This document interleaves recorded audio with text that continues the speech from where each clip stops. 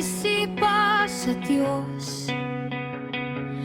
Ang panahon sa inyong pagka-ignorante, apan karon gisugo niyang tanang tao sa paghinulsol.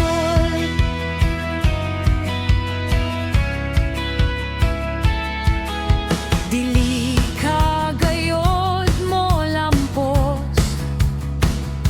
sa kinabuhi kon tagoan mo ang imong mga sala.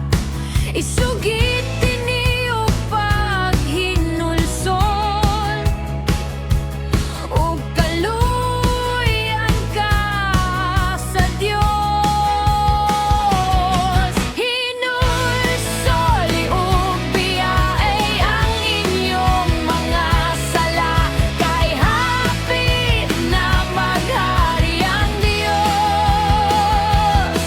Kay ang Dios nung kasubo makapahinulsol ug magtuldol taninyo ngadto sa kaluwasan.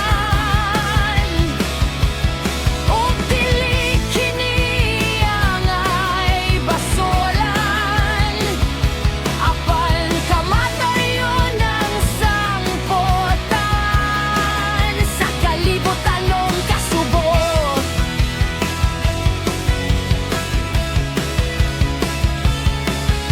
Ningon siya miabot na gayon ang panahon